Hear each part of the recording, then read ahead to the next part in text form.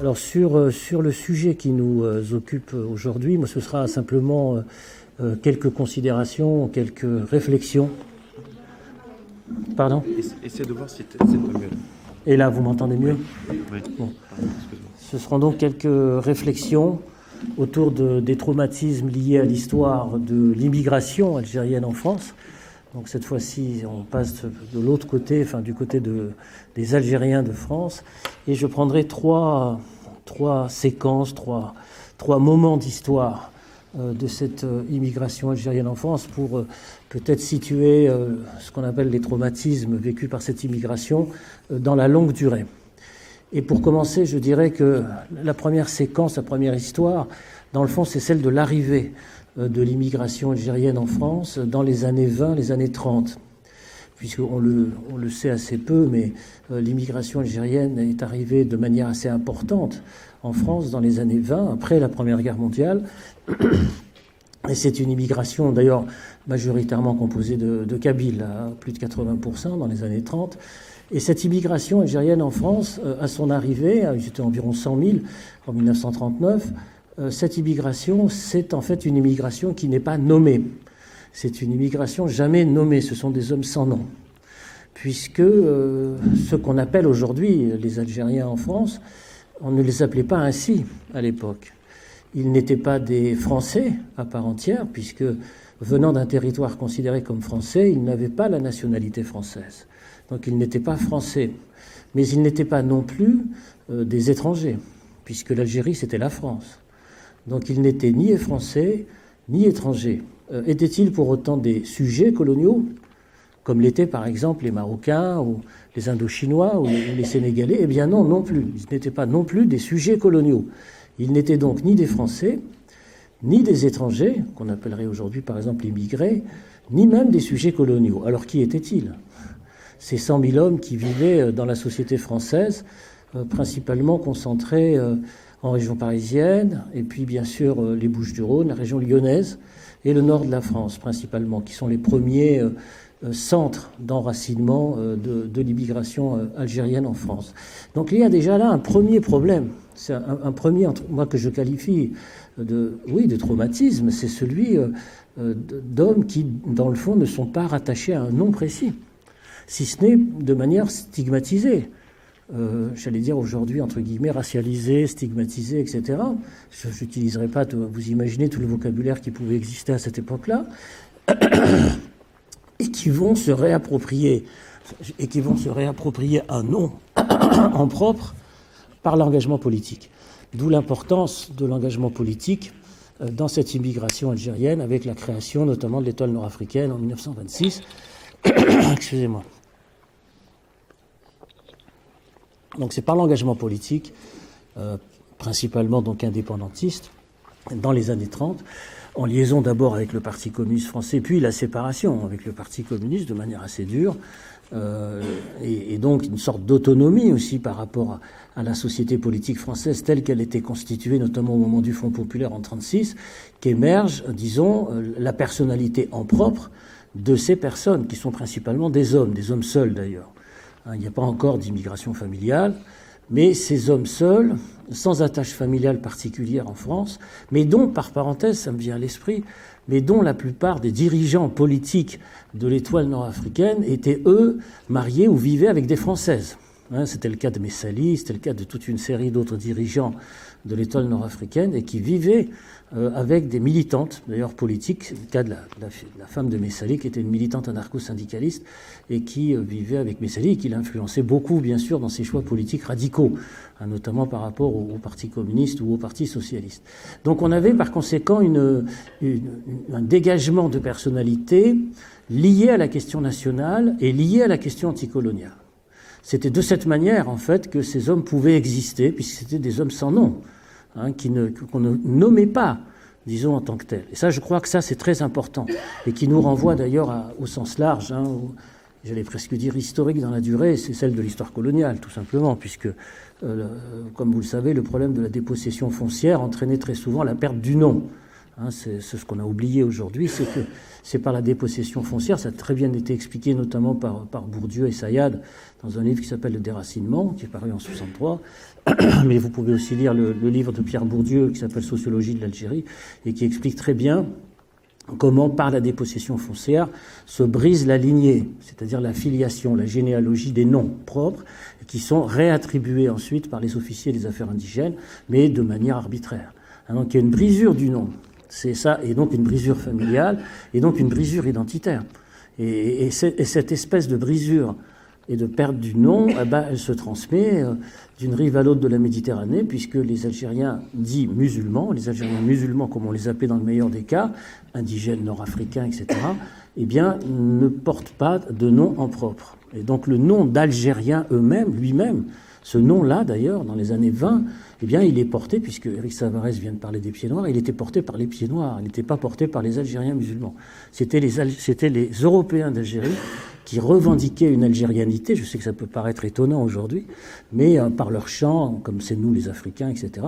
Et par contre, les natives, c'est-à-dire les gens qui étaient originaires du pays, qui étaient majoritaires dans ce pays, eh bien, n'avaient pas le droit à la revendication d'algérianité.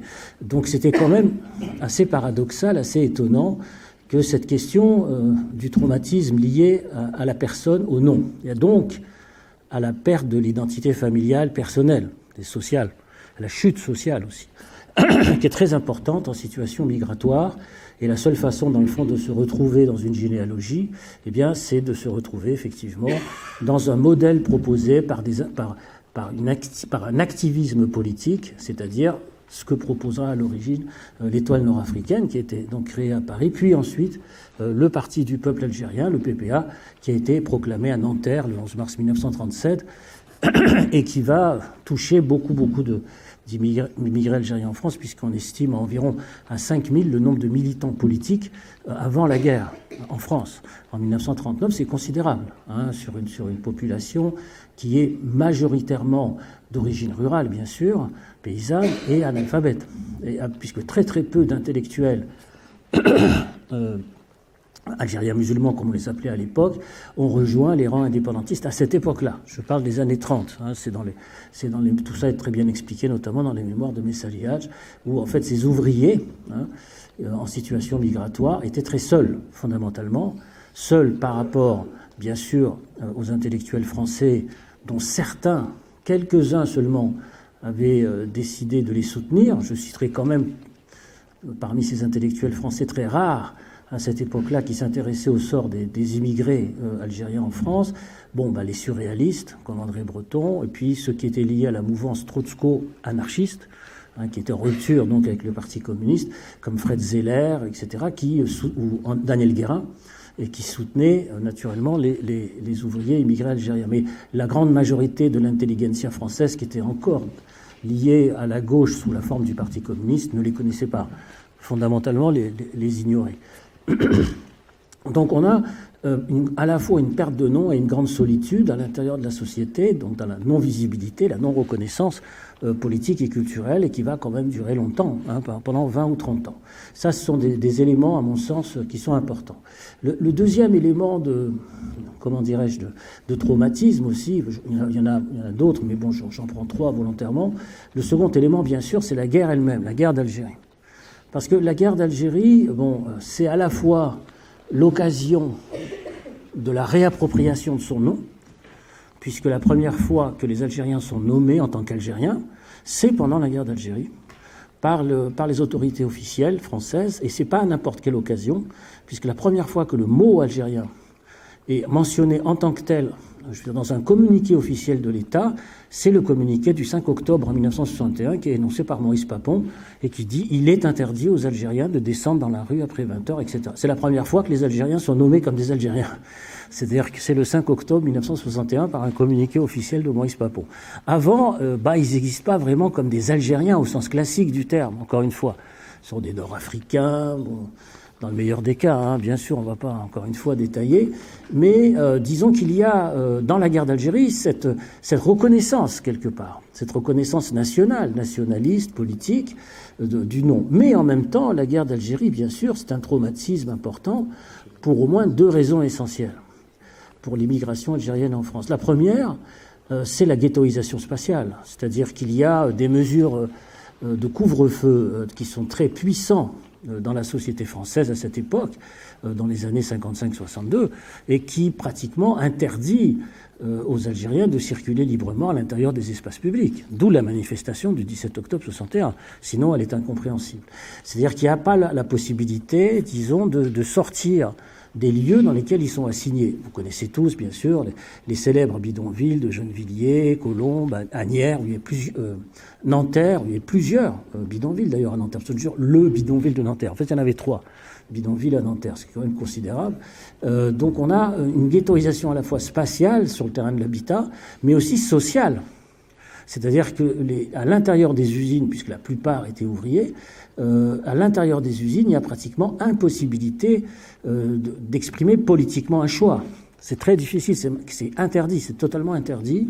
On voit ça très bien dans le livre que vous connaissez, j'espère que vous avez tous lu, de Claire Etcherilli, Élise ou la brebis, qui est un modèle, je veux dire, de récit à la fois littéraire et historique de ce qu'est la vie quotidienne des ouvriers immigrés algériens pendant cette période de la guerre d'Algérie. Donc il y a à la fois cet enfermement spatial et en même temps ce contrôle très strict sur le lieu de travail. Donc il y a par conséquent, sans compter la répression policière très violente qui aura lieu, comme vous le savez, le 17 octobre 61. Mais cette répression du 17 octobre 61 qu'on connaît bien maintenant, puisque ça a été porté à jour par un certain nombre de travaux, de manifestations, d'activités citoyennes, etc. Mais il y a eu d'autres manifestations moins connues, comme par exemple celle du 14 juillet 53, qu'on commence à connaître aussi, puisque au moment de la manifestation organisée par la CGT le 14 juillet 53, la police a ouvert le feu sur le cortège algérien. Il y a eu plusieurs morts, il y a une dizaine de morts dans le cortège algérien du MTLD, qui était l'organisation nationaliste qui manifestait en queue de cortège, parce qu'il y avait quand même le gros cordon protecteur de la CGT, entre guillemets, qui interdisait aux Algériens de manifester avec tout le monde. Et donc là, il y a eu effectivement une grosse répression. Puis encore une autre manifestation qui est alors là, pas du tout connue, qui est celle du 9 mars 1956, qui est la manifestation devant l'Assemblée nationale, organisée par les Algériens tout seuls, contre les pouvoirs spéciaux, le vote des pouvoirs spéciaux. Alors pourquoi cette manifestation qui a été très très sauvagement réprimée est peu connue? Parce qu'elle avait été organisée par le MNA. Et le MNA, c'était l'organisation rivale du FLN. Et à partir de ce moment-là, bien sûr, la répression terrible de la manifestation du 9 mars 1956, naturellement, personne n'en parle. Parce que ce sont des messalistes qui ont été à l'origine de cette manifestation. Et ça nous introduit sur un deuxième traumatisme dans la période de la guerre. C'est les règlements de compte entre FLN et MNA, qui est aussi quelque chose de terrible et qui est une histoire intérieure algéro-algérienne. Car, encore une fois, les Algériens ne sont pas simplement des victimes passives, disons, d'État, etc. Ce sont des acteurs politiques qui interviennent, qui se battent entre eux, qui ont des revendications singulières, et en particulier le fait que pendant la guerre d'Algérie, eh bien, il y aura quand même un affrontement terrible entre FLN et MNA à l'intérieur de l'immigration algérienne en France, qui va créer un véritable traumatisme dans cette immigration, puisque ces règlements de compte en France feront 4 000 morts et 12 000 blessés, suivant les décomptes officiels de la police française, ce qui est énorme. Ce qui est vraiment gigantesque. Toutes les régions de France ont été touchées par les règlements de compte. Et comme vous le savez, à la fin, c'est donc le FLN qui l'a emporté, disons, sur le MNA à partir de 1958-1959. Mais que ce soit la répression policière, la ghettoisation spatiale et les règlements de compte entre Algériens, vous sortez de la guerre d'Algérie en 1962, vous avez une immigration quand même qui est traumatisée. C'est le thème. J'utilise le mot de cette rencontre, c'est-à-dire des hommes et des femmes, puisqu'entre-temps, il y a eu le début de la migration familiale, évidemment, dans les années 50, au début des années 50, mais quand même, on sort de la guerre avec un épuisement, je veux dire, un grand traumatisme, et donc un grand problème de transmission de mémoire. Parce que lorsque vous êtes à ce point, disons, victime à la fois de violences externes ou internes, comment transmettre un récit historique construit, comment expliquer les choses? L'immense majorité des immigrés algériens étaient favorables à l'indépendance de l'Algérie, puisqu'on sait maintenant que pratiquement 130 000 Algériens sur les 300 000 qui vivaient en France cotisaient à la Fédération de France du FLN. C'est gigantesque.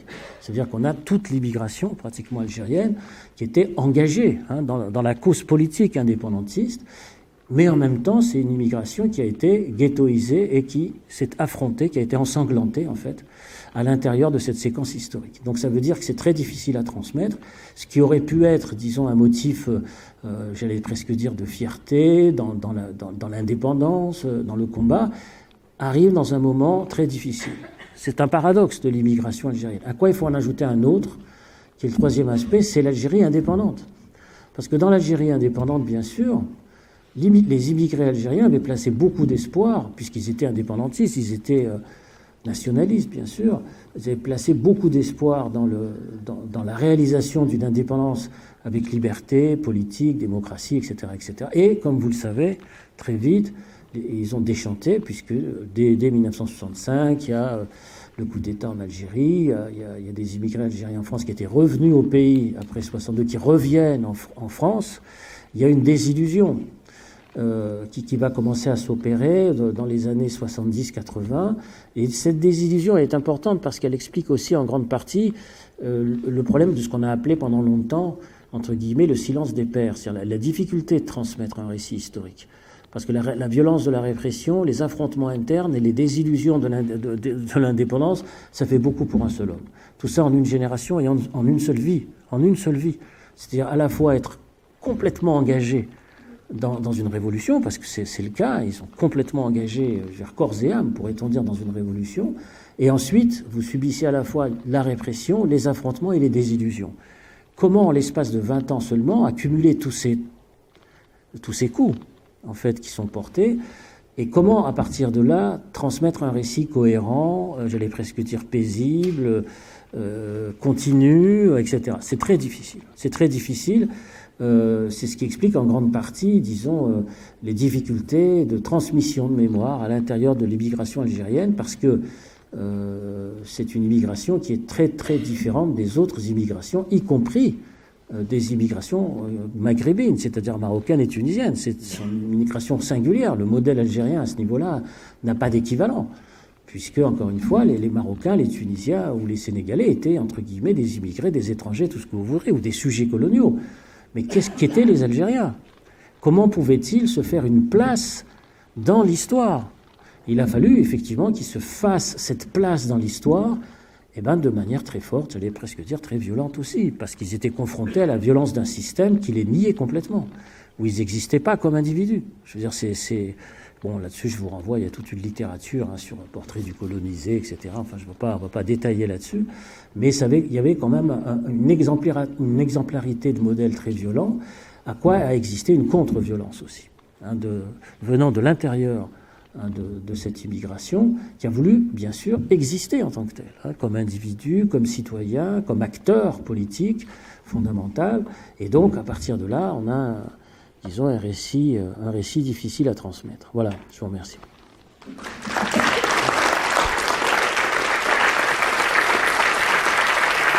Merci beaucoup.